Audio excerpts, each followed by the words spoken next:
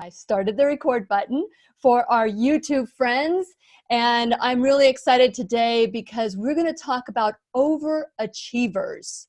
Now, there is a price and there's a payoff to overachieving, and we have certified coach Keren Eldad today. So we're going to fasten our seatbelts because we are going to learn and grow together.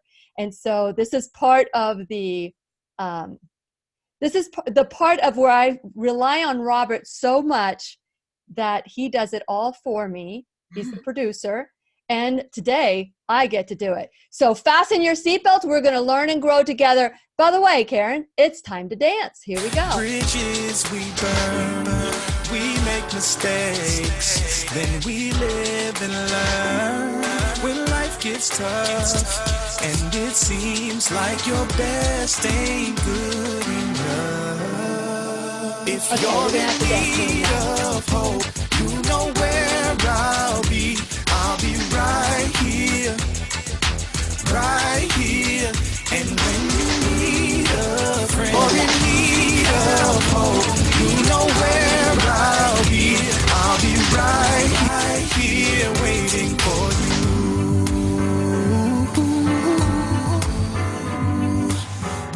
This is the place you can always turn to when you need a friend. The Lillian McDermott Show. To reach out to Lillian, visit her on the web at whenyouneedafriend.com. Now let's all learn together. Here's Lillian McDermott. Hello, my listening friends and viewing friends. I'm so glad we can meet each other on the air on this beautiful, best day ever.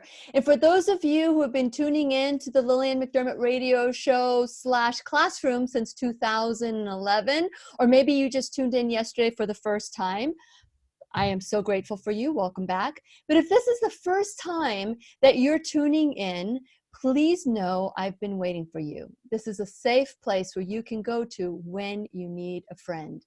It is my commitment to provide alternative ways to heal, and it is my mission to make awareness, responsibility, and truth a part of our everyday life. And I hope you, my listening, as well as my viewing friends at Lillian's radio show on Facebook Live, will feel empowered to embrace a new truth and live the life of your dreams. Now, I've said this since I first started the classroom here, and I am so excited when I get to have a conversation, not just about, we do a lot of talk about, health and our spirit and our diet and our mindset, our careers, giving back and relationships. We all do about that, but it's all, if you take one word that encompasses the show or / classroom, the word is responsibility. This is where we take ownership for our lives. No longer can we blame, shame, find fault or duty in anyone else. And it's great to find someone who's like-minded, who speaks your language. But here's the deal. Most of us are completely unaware of our strengths and our weaknesses. We don't own them. We blame people for our shortcomings. We blame people for our lack of success, or when we are successful, we blame people for our failures or lack of achieving more. When's enough? When is enough enough? So I'm excited that Keren Eldad is with us, and she is a certified personal coach, and she's also an executive coach. So this is going to be a lot of fun in many cases because many of us have careers. How do we combine this? How do we look at our lives, and how we show up in our life is how we show up in our career? And so how do we combine this and say, I'm going to take an honest look at how I achieve. Am I an overachiever? Will I ever find satisfaction? Like the song of the ego, I don't get no satisfaction. Mm-hmm. Where do we find that satisfaction? When we finally achieve what we want. And since it is our sole purpose in life to give and receive love and knowledge, and I'm grateful that Keren Eldad is here to do just that. Welcome, Keren, to the Lillian McDermott Radio Show classroom. Thank you, Lillian. It's a joy to be here. Yes, you're our teacher today. And so share a little bit about your background and what led you to becoming a certified life coach. Sure, with immense pleasure. First, I want to say that I share absolutely all of your values, and I love the word responsibility in a good context, not in a burdensome context. Absolutely. In the accountability. And I also want to say that I share with you very much the understanding that who we are in life is who we are as leaders. And all of us are leaders, not just in the boardroom, but you can be the leader of your life or you can be the sidekick.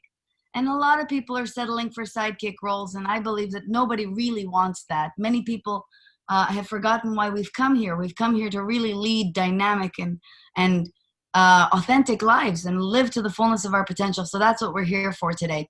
And the truth is, I had an awakening to that very thing myself just a few years ago.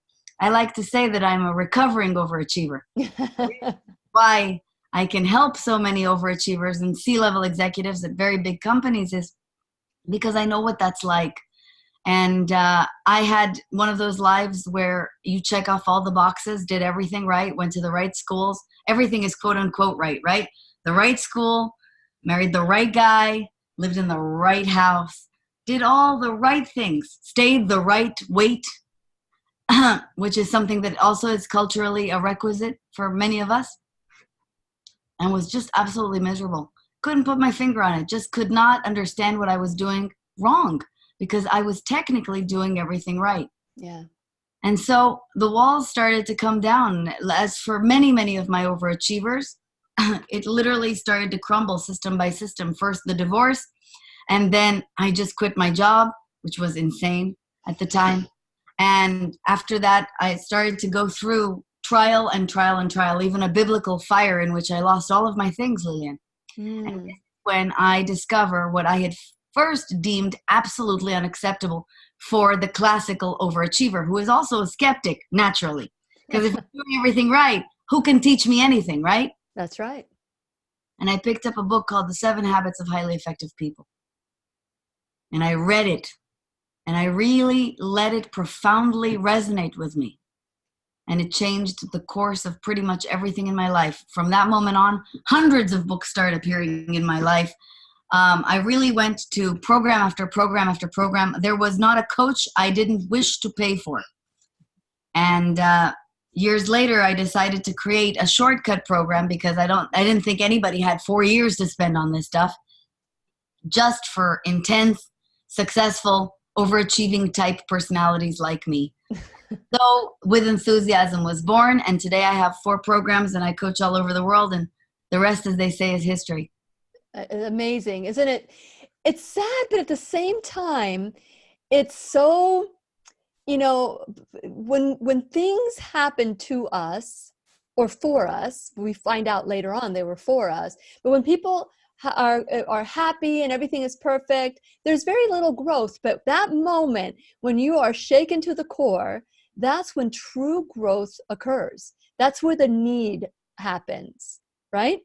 It's so true, and I never sugarcoat this. I make a point of telling people I was broke for a long time. I slept on people's sofas for a long time. I asked my parents for help in my late 30s, and so many other things like that, where you have to swallow your pride and get through it. But if I always say to people who are going through it, if you saw the size of the blessing that is coming, you would stick with this, because it's freedom on a level that you cannot describe. Absolutely. Okay, so that, I say, is worth the trip. It's worth the price of admission. If we stay focused in that gratefulness attitude, that mindset that says, I know right now this time sucks, but in the future, it's going to save me. It's going to be my defining moment. And it's worth going through it, knowing that at the end of the road, there's this rainbow or there's this pot of gold, whatever it is that you need to say to yourself in order to get through it.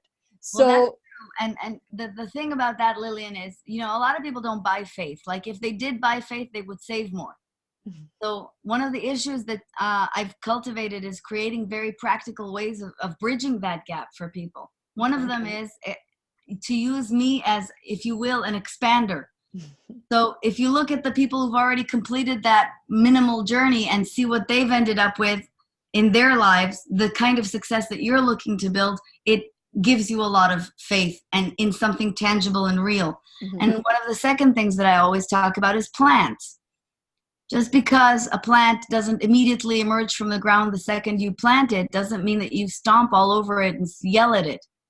You should just understand that things take time and that you've already sowed the seeds. And that helps people to wrap their heads around something much more tangible and real. Yeah, that is the story of the bamboo. I learned the story of the bamboo shoot, that you put it in the ground and it takes what, 3 to 5 years? How many? I think 5 years. Yeah. And you have to, if you don't see anything, you just have to know that you've planted it, but you still have to fertilize, you still have to water, you still have to give it sunlight, and one day it shoots up and it just continues to grow. But if you miss one of the components of it, then the crop is dead. And so that's how life is. We have to continue, or we get to continue to nurture our path, whether it's rocky soil or fertilized soil, whatever it is. We still need to figure out ways to plant the seeds and watch them grow. So with that in mind, expectations are a huge sabotager. But you're going to talk to us about 5 things that we are doing as overachievers that we just need to just stop. Well, with enormous pleasure. You kind of stumbled upon the first one of them, or one that I talk about a lot, that I don't usually talk about as a principle of overachieving, because it's sort of the problem of our times, and that's impatience. I want it all and I want it now. Mm-hmm. Expectations are set very high, and that's a wonderful thing. I think everybody's expectations should be extremely high. But I don't think that you should demand that it happen immediately, and that you should judge yourself for not being there yet. Mm-hmm. That's what trips you up. That's like taking fertilizer and throwing it right at the bamboo instead of helping it to grow.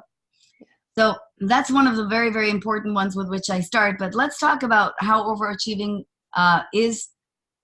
I don't say this is hyperbole, ruining many people's lives. Mm-hmm.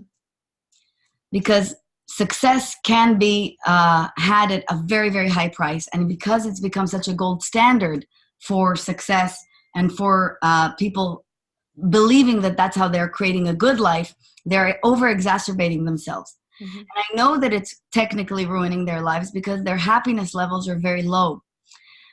First, you should know that the American worker, the average American worker, is less happy today than they were 40 years ago when the census began studying it. Less than 30% of American workers are reporting feeling happiness within their career or within their life scope. In my own study that I conducted with about 1,200 people who are all sort of in the profile of what I coach, rather affluent, married. Most of them are in relationships. Most of them have all of the markers of what we consider success under the American dream. Less than 50% answered the question, "Are you happy?" with a yes. Wow. And over 53% said that they still feel jealous or unfulfilled with regards to the success of others. These are very, very interesting findings, and they're findings that I definitely see echoed throughout coaching. So let's talk about what's causing this. And that's where I talk about the principal ways in which overachievers are shooting themselves in the foot. I even created a phrase to describe this condition, the superstar paradox. Mm-hmm. The first is they have an obsession, a real belief in only tangible bottom lines. Meaning, happiness equals power, money, or status. And if they don't see power, money, or status, there is no success. But you and I know, Lillian, that being happy, living true to yourself, these are not things that you can technically take to the bank, but they are what create happiness, gratitude, appreciation, relationships, real relationships, not relationships that look fantastic on Instagram. Relationships, because my ex-husband and I looked fantastic together on Instagram. We often matched our outfits too. But we weren't particularly happy, and there was absolutely no intimacy there, et cetera, et cetera. So you have to redefine what success looks like by understanding that what you really want is to be happy. And, you know, one of the funny paradoxes that I find there, and I'm sure you've seen this as well, most people say that they want to be happy. They do say that it's a goal. And they also say that it's their number one goal for their children. But if you dig deep into that, would you rather your children were happy or economically well? Mm. Most people would actually, with their actions, show economically well. And so you're really kind of distracting yourself from that. So what I'm hearing you say is that our foundation, the focus of our foundation is a little messed up. A little bit. And if we look at third world countries where there is lots of poverty, you see true joy. Why is that? It is in essence the truth. As the world becomes more and more globalized, it ends up with a situation where all of us are in the same paradox, sort of, right? Mm-hmm. So there's not very much you can do about that. And that's, I hope that they don't catch up with us on the happiness paradox. But as the internet becomes kind of the norm, they will as well. You are right, though. The truth is, all of our foundation is based on this, and it's not our fault. It's the fault of our well-meaning, wonderful parents, our well-meaning, wonderful teachers, who have also absorbed societal hierarchies that have existed since the industrial era, which is, this is what success looks like. This is what you should work towards. This is what constitutes a good life. But hopefully we are rising up from that and beginning to question it just by the very fact that we are extraordinarily affluent today as a society. As Yuval Noah Harari, the Israeli historian, says, we are living like gods, and we are very unhappy. So we got to ask different questions. True, true. So the one of the things that we work on in the classroom is reformatting. We rewrite the program, because you're talking about the program that was handed to us. Those are the things we inherit, more than our DNA and our illnesses and all that, which you can turn on and turn off your DNA. We inherit the family recipes, the way that we respond to things, triggers. The Bruce Lipton has, said so many times, our recordings become the first 7 years of our recording become our subconscious mind. So how do we rewrite the program for success? Well, the first thing that we said was we actually can prescribe a little bit of a more realistic approach to faith, right? So if your problem is impatience, your expectations in your life are not matched up, then the best things that you can do are start talking to yourself through expanders, through other people who have actually bridged the gap, or talking to yourself in a way that pragmatically shows you that planting does take time and that there is a lot of value in the process itself. But here towards rewriting that story or reprogramming yourself or rewriting that script, there are again practical things to do. And best word to apply here is your first word, and that is truth. Tell the truth. Start telling the truth. Are you really happy? Because if you're not really happy, you should start questioning your choices lovingly, delicately, and just ask yourself, what does success really mean? What happens when I actually create ease? If I go for ease right now in my life and happiness right now in my life, instead of when I make X money, I will be happy. And I always say, when you go for happy first, you'll get everything else. It's the inverse that is tripping everybody up. Because what ends up happening is they do get the money. How often are you happy for more than an afternoon after you get the money? Very, very seldom. It's natural, it's normal, it's human nature. We are supposed to grow and expand. And so if you get happy first and you aim yourself at doing things that you really like, at understanding the truth of the matter, of why this isn't making you happy, you really become much, much more mindful of your creation, and that creates mindful results. Mm-hmm. So this is about pausing and telling yourself the truth and questioning the truth. Okay. That's a practical thing to do. Okay. So a call to action for this truth is to sit down and write down what they think is happy, because they might write down having money or having a big house. They're thinking that that's what happy is. So how do you coach somebody or tell somebody the truth about your happiness, because everybody has their happy. Sure. Well, they all have to dig deeper.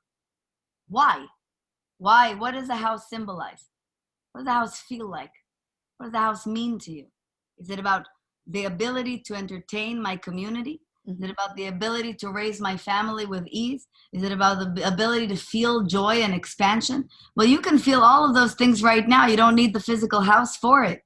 And as you start to go for small, tangible steps that make you feel as if you were already living in that big house, you were driving that fast car, you were bringing the elements of this happiness into your life, the more you line up with it, and the faster that house will come.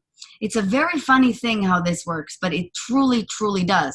I remember when I was starting to come out of my own adorable funk, one of the first things I did was I got a tiny, tiny little apartment on the Upper East Side. The only kind of thing that I could really afford that was surrounded by great beauty, very, very close to the park. It was all I could afford. But hey, I lived on Fifth Avenue.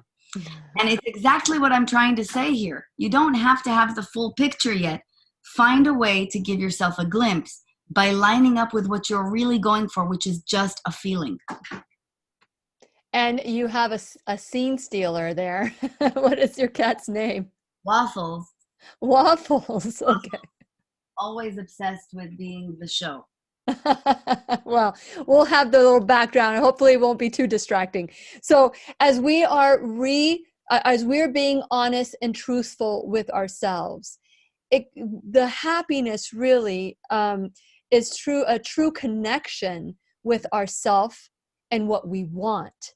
Not necessarily about the financial part, because that will come, but it's more what I'm hearing you say is the spiritual side, or Yes. A connection to self.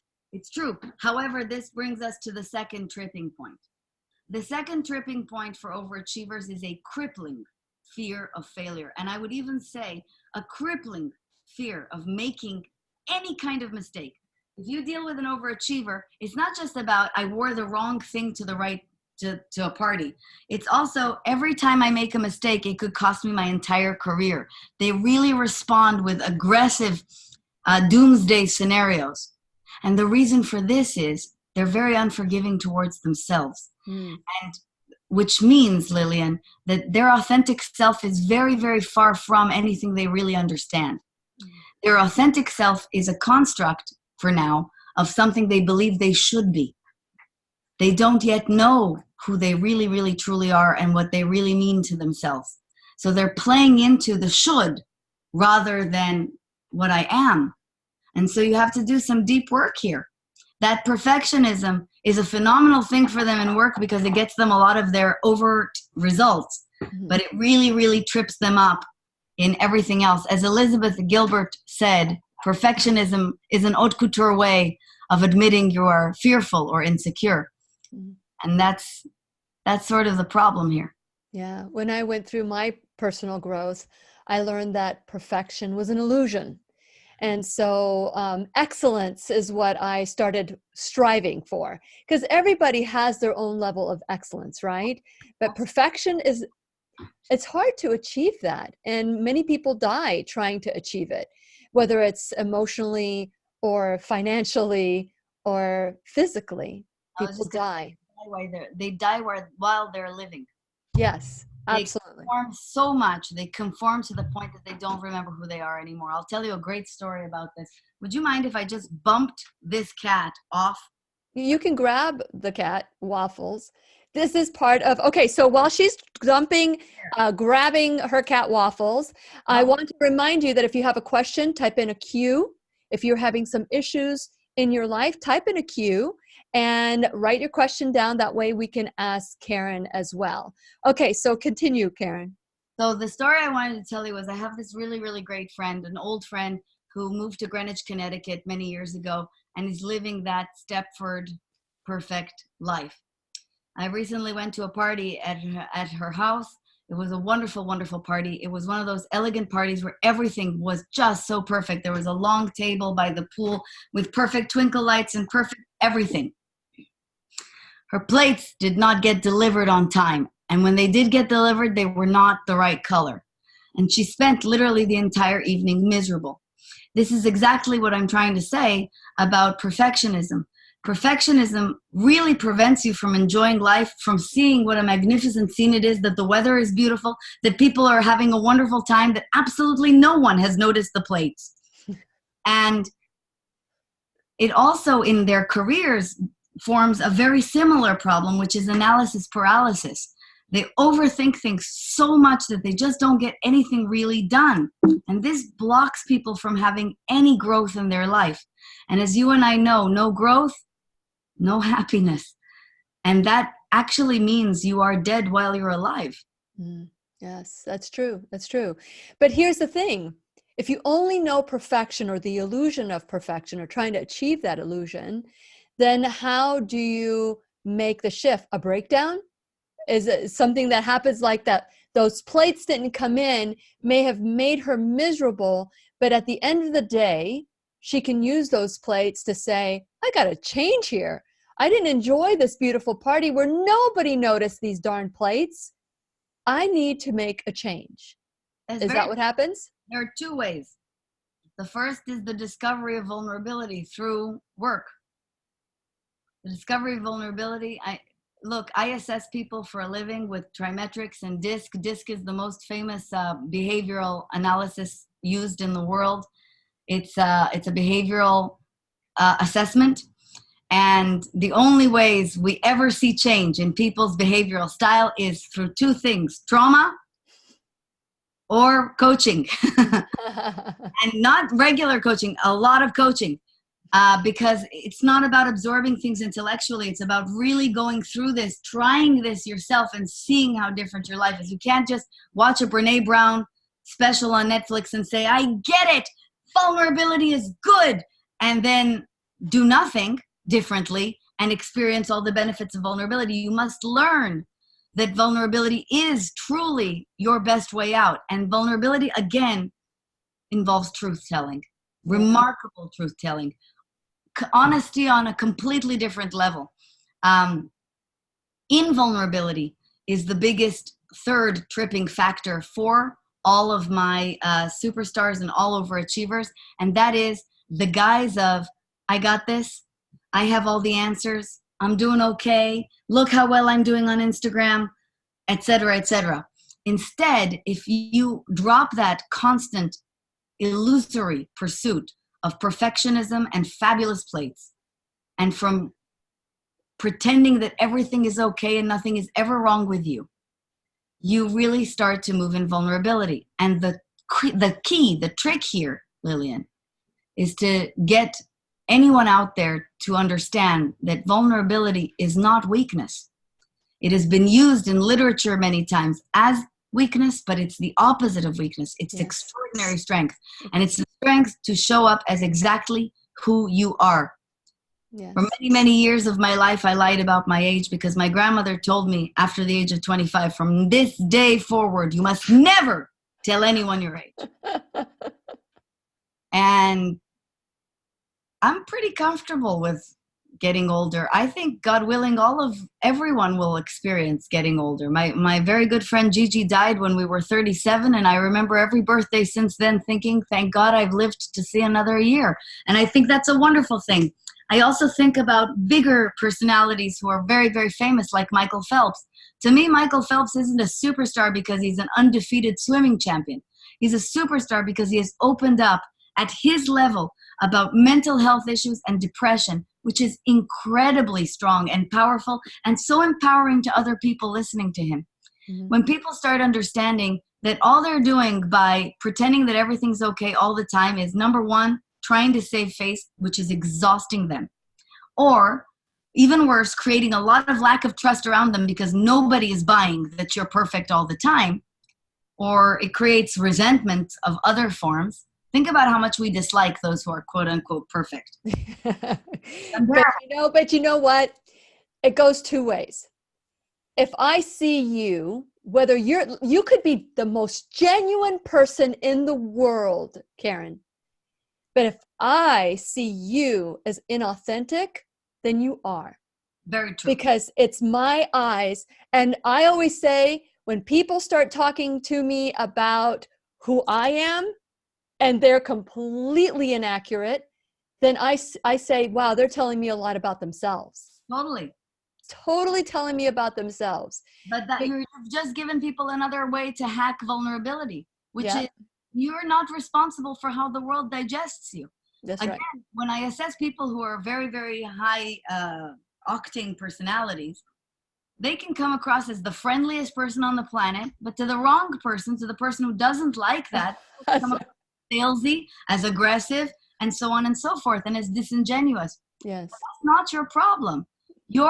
Your responsibility in life is to speak the truth of who you are, not at the expense of other people, not in an illegal manner, and not in an abrasive manner. Just get real about your flaws and be okay with them. And understand that everyone around you, even Gwyneth Paltrow, has their issues too. I totally agree. Every one of us does. And it's always nice to find that where you see somebody for who they are and they see you for who you are. That is just like the optimal when it comes to the relationships. And I want to shift a little bit here before we continue on, because that's how I feel when the like-minded sponsors come to the classroom, like Del Billis or Matt Billis of Liberty Health Share. That's libertyhealthshare.com. They have taken a stand and they've seen the truth that is being spoken in the classroom, and they have been such great teachers. Keep Me Safe Organics. What good is it to eat well when we're putting chemicals all over our body? So Keep Me Safe Organics, you get 10% off. You get savings if you put Lily 10.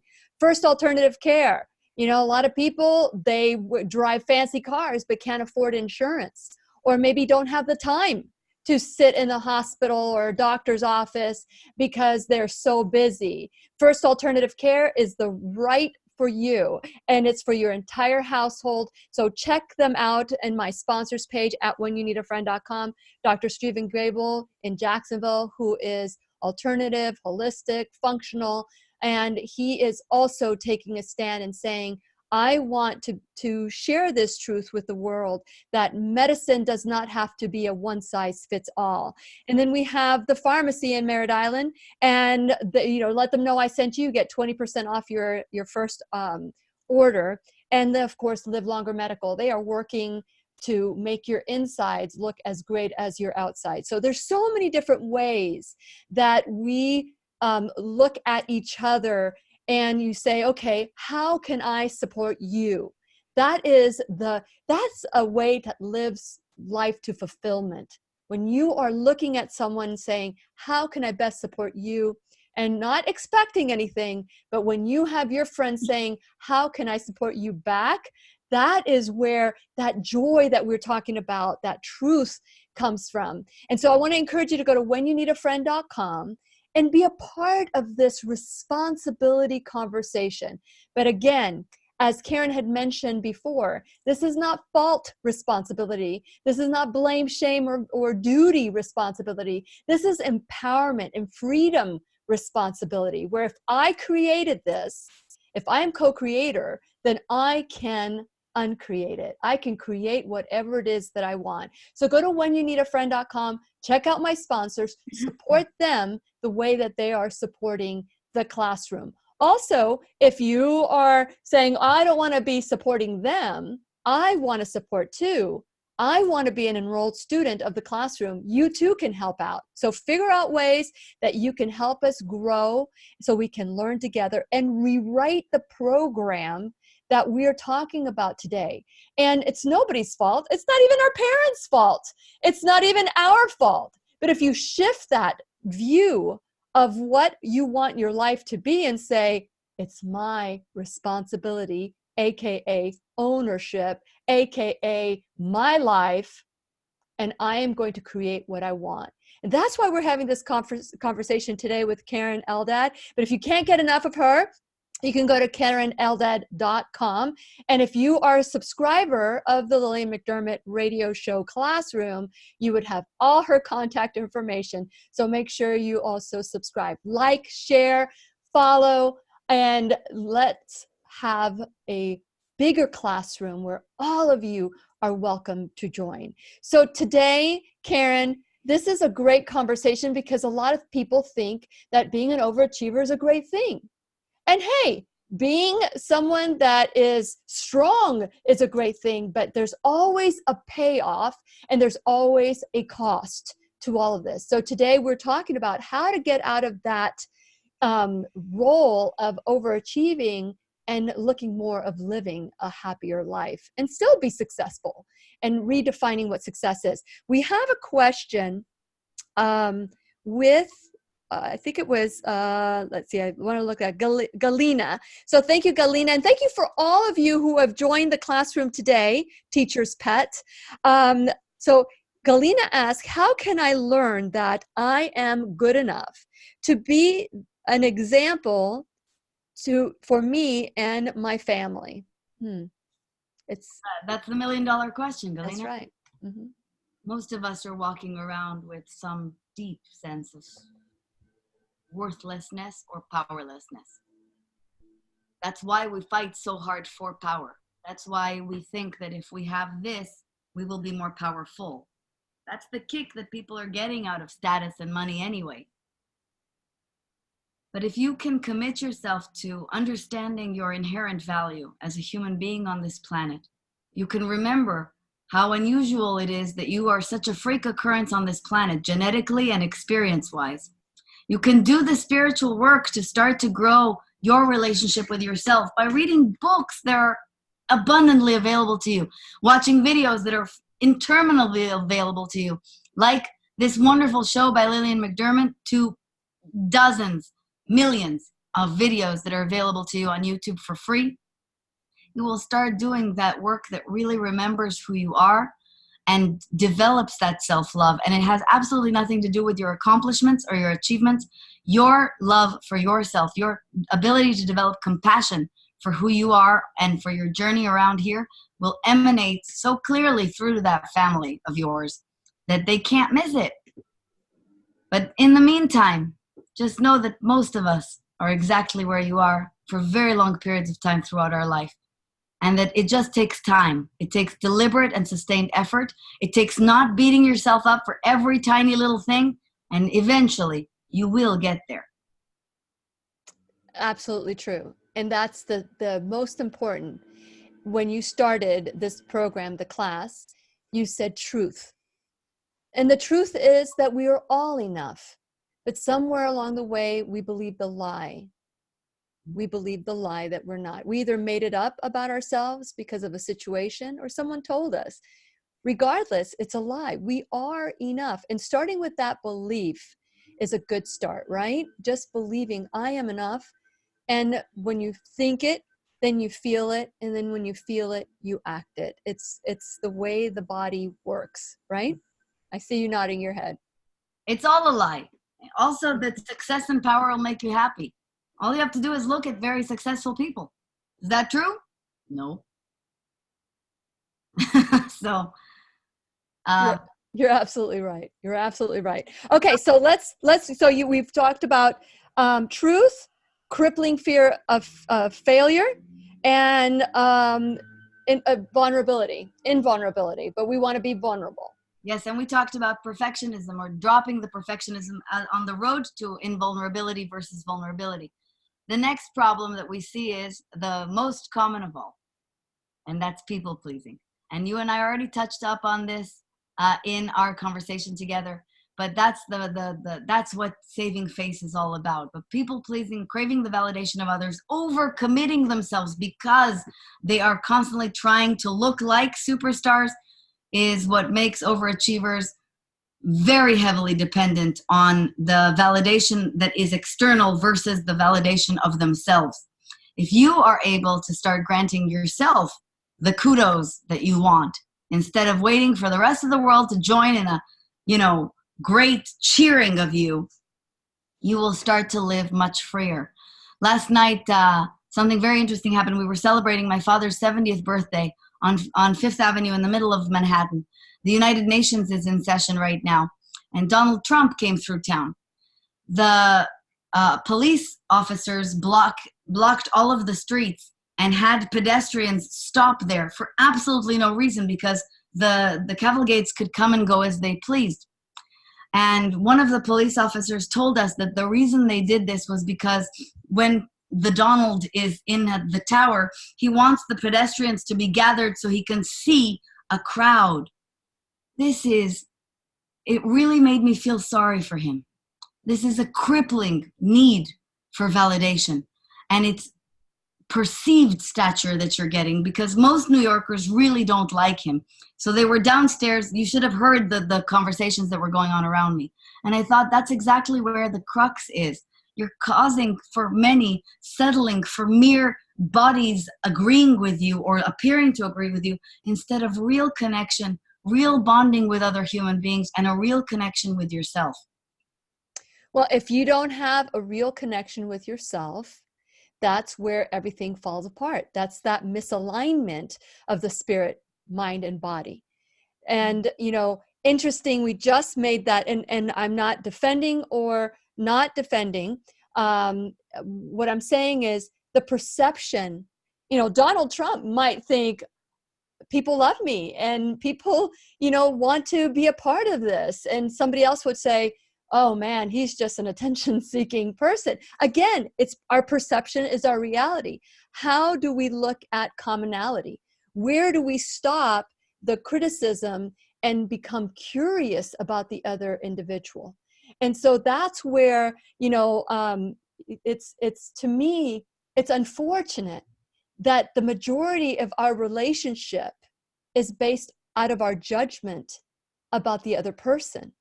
And the only, in the bottom line, what we're really talking about today is the only person we really know, and we really should be like head over heels understanding of, is ourself.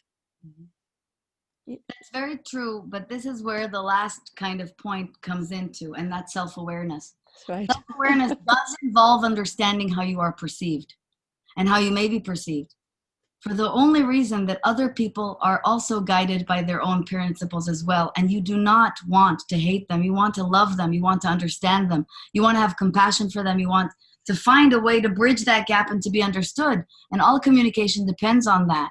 And that lack of self-awareness, what locks you into, I know better, I've got this, I'm fine, I don't really need to improve, is actually very, very not what we're talking about here at all. Yes. I love me at any cost is not self-love at all. It's tribalism, it's selfishness, and it really disconnects you from your fundamental soul's need, which is to contribute above and beyond yourself and to seek harmony. If you can find the wherewithal to get into that self-awareness, you will triumph above all of these. But this, Lillian, is the hardest thing for the overachiever. Yes, yes. Because you have to recognize that there is a problem first. You have to acknowledge that you're actually not that happy, really. If you really think about it, you're not that happy, and you could use a little help around here. And in that case, I always say, that's no problem. You don't need to come to coaching. Just wait. Life is going to break down. That is 100% the truth, no matter who you are. Life will come at you at some point. The walls will come tumbling down. And you know, your job at that moment will be to understand that this is not a bad thing. It's a good thing. It's going to be free. Yes, yes. Well, that self-awareness, and again, I use that example as a shift, you know, that whether it's real or not real, in people's mind, that's what they're thinking. How do, and this is what you're talking about, is that feedback, that uninterrupted feedback, that you will listen to someone and say, man, I'm being perceived like such a jerk. Yeah. And I really don't want to be a jerk. How can I stop being a jerk and be loving? And again, don't focus on what you don't want, focus on what you want. How can I be truly respected? And what you do is you ask the people around you that you hold at a high level. But how does someone who's a narcissist hold anyone at a higher level and is open to feedback? Well, narcissists are not really capable of it. They fall into the category in mental health of antisocial personalities, and they unfortunately don't develop empathy the same way. But we're not talking about extreme cases here. We're talking about regular people. And antisocial personality types are 1 in 100, so it's not particularly common. Instead, we're looking for people who are able to deal with, even just for a tiny little second, the pain of shame. And that's what makes it so hard to cross, because shame feels awful. That moment where you realize that you might be the jerk at work, I've seen that happen. I've seen it happen because we do anonymous 360s, and a person who was kind of aware of the fact that there was a problem but didn't really want to deal with it, so we're telling themselves stories, finds out that everybody sees them as a tyrant. And they have to deal with that sheepish moment where their head is down and I guess nobody likes me. And I know that that's an awful feeling. But you know, if you can understand what you've caused and understand how much enormous power you have to focus in the exact opposite direction just by owning this for a second, you'll get through it. You don't need to succumb to it. Everybody makes mistakes. We all make mistakes. There isn't a person out there who has not messed up at some point in their life. And if we can show other people compassion through mistakes, you're not going to die. We're not going to shame you. Everybody is going to rise up from this. And it's my hope that they do. I love that. It's fun on the other side. Yeah, I love that. And again, you know, I just want to add to the word mistake. We need to rewrite the program for that too. Just like we need to rewrite responsibility, we need to rewrite mistake, because honestly, mistake, if you look at it as a shameful, horrible thing, which it is at the moment because we own our feelings, and if you reshape it and say, you know, a mistake has been my growth opportunity. This is truly a way that I have been able to grow and not have that fear of making a mistake, like the fear of that you talked about earlier, that crippling fear, knowing that even in the mistakes, we can find beauty. It's so true. And if you're, and like just on a practical scale, if you're looking to do something special with your life, career-wise, you're going to have to deal with a lot of mistakes and an enormous amount of quote unquote failure. And just start understanding that, as Oprah says, failure is just redirection. Not this way, not this way, this way. I mean, I've been doing this for 3 years now, and let me tell you, not every month is perfect. But if I beat myself up every single time something went just a little wrong, I would have terminated this years ago. And I believe that's the reason most people quit everything. That's the reason the divorce rate is so high. That's the reason the shutting down of small businesses rate is so high. It's because instead of sitting with failure and understanding what can I still learn here, people are just taking this up onto themselves and thinking, I'll just try something else. It'll be easier. Yeah, their self-worth is equal to their net worth. And so that's what we're talking about here, is how to make our self-worth as important as our net worth. And so as we are looking at all the different ways that we are disconnected with ourselves, once we connect with ourselves and really truly in a loving way, in a caring way, we're able to do a whole lot more. Once we fix our spirit, our body just aligns so beautifully as well. And I learned that the hard way. You know, you want to have that, it's that perfection infection, you know, you want everything to be just right. But then you realize that you can spend a lot of money on your body. You can spend a lot of money trying to figure out what's wrong with it. But there's a lot more to the spirit, the past traumas. There's so many things that we try to overwrite, not deal with, but overwrite, and it doesn't work. So if you have somebody that is coming to you, they're doing everything right, they've got the vulnerability, they've got the everything going right, what else do you look at? Anything else for tweaking? I look at that. I look at exactly that. One of the first things we start to look for is the stories that they're telling themselves about themselves. Why aren't they X, or why aren't they Y? Mm-hmm. Because the story is never true. I mean, I have yet to find a story that is actually true. I've dealt with people going through cancer and a whole bunch of other stuff. And I'm also a suicide counselor. So if I really bought that they deserve to kill themselves, that I would have lost the game a long time ago. But even more importantly, I teach them the critical difference between self-esteem and self-love. Most people have been taught self-esteem. Self-esteem only comes through some kind of net worth. My beauty, my physique, my amount of money, my achievements. But Lillian, as you go through life, anyone over the age of, I don't know, 25 should know by now that these are fickle. These are fickle conditions. Life will never hand them to you on a steady pace and forever. I don't care who you are. You will get older. You will get poorer. You will be richer sometimes. Lovers will leave you. Your health will not hold up at the same pace at all time. And so self-esteem really isn't worth very much.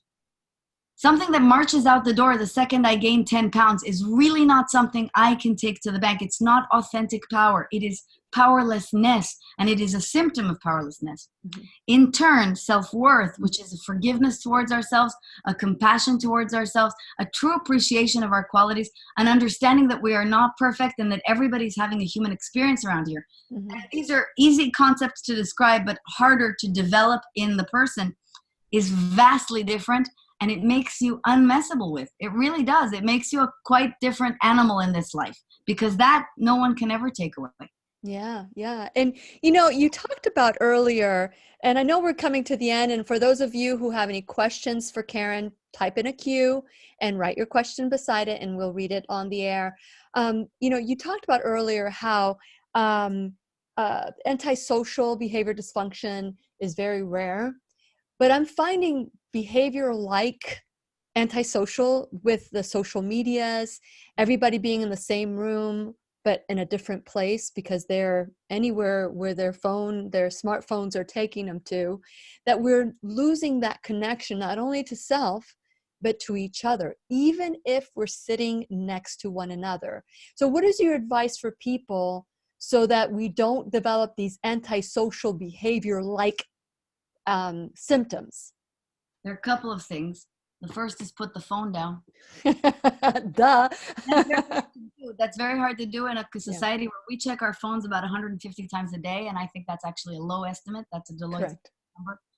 But put your phone down and be present. And this is actually very easy to do with older generations. Millennials are younger generations, but anything above them understands to put away their phone and will also heed to don't sleep with your phone and don't wake up immediately in your phone, because it's very detrimental. It sets you into a spiral of reacting to other people's needs rather than thinking about you. People who check their social media before going to the bathroom really do baffle me.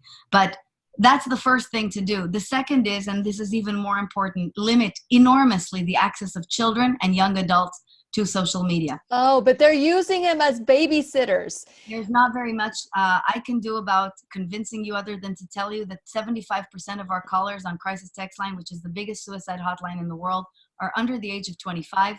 They are unbelievably influenced by social media. Shaming and bullying are situational, and they cannot get away from it on social media, and it's just having a detrimental effect that will societally affect us for generations if we don't actually put limits on this. And the way to start understanding both of the points that I just made is to start to understand that that we are thinking the thoughts and we are picking up the phones, meaning the thoughts are not thinking us and the phone is not controlling you. You must have that wherewithal yourself, unfortunately. There's nothing I can do. I can't take away your phone, and I can't take away your child's quote-unquote babysitter. But I can tell you that no matter who you are, this does not end well. It doesn't end well in your relationship. It doesn't end well in your friendships. And it's absolutely destructive for children. And Keren, we could do an entire classroom on this one, because I am seeing it that children, I mean, you're younger than me. I'm much older than you. And when my children were little, we had Sesame Street. And I would sit with my child and watch Sesame Street. So when they would say 1, I would say 1. And I'd go, good job, So there was this interaction, and we would use a television as the host, and then we would dialogue together. Now kids are watching movies. They're watching these horrible cartoons that are whiny and never happy and all these things. And if we go with what Bruce Lipton says, that the first 7 years become our subconscious mind, then they just don't know how to adjust as they get older. Am I the only one that's screaming this into nowhere? No, you're not. The Coddling of the American Mind is an epic tome that was written by Jonathan Haidt just last year. I think it's one of the most important pieces of research It's a coddling of the epic mind. The coddling of the American mind, which is about the migration from the helicopter parent to the bulldozer or the lawnmower parent, the parent that gets everything out of their way and allows them infinite access to social media. This is an entire show unto itself, but for now, let's just say this. The reason Crisis Text Line is so popular is because they only text. They don't even like talking. I know. That is a very big shift. And think about how you can express yourself when you don't think that there are ramifications and that somebody can just yell at you through social media because it's not a real person. You become a very aggressive, very ego-driven version of yourself. And that is the kind of world in which I don't think we will sustain ourselves for very long. So it's okay, because at the same time, we're also seeing a huge rise in consciousness. I believe that the technology, because it's about to become much, much more aggressive with AI and automation, will start to create a counterbalance effect. And we're all going to see a real understanding of what our real value is as a response to this. And that is great news. Any more great news before we end? Because that is basically what this is about. I don't want to set fear. What I want is give people empowerment to make a shift. Final word? The best thing is you can do this. If I could do this, anybody can do this.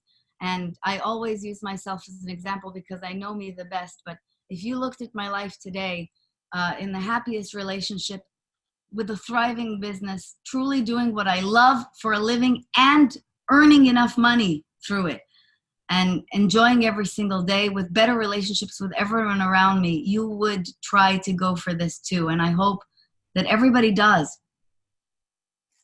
Well, thank you so much, Keren. If you want to check out Keren, she's at KerenEldad.com. And so I want to encourage you. Thank you so much, Keren, for your words of wisdom and hope as well, because we can ultimately change the direction that we're headed in, not just everybody else, because it's really easy to find people's faults, but to be able to sit down and look within ourselves and love us anyway by shifting and creating more of what we want is excellent. So please remember, I'll be right here waiting for you. We're going to end the show with our podcast, but if you have any questions, we can continue the question. And please remember, I'll be right here waiting for you worldwide at whenyouneedafriend.com.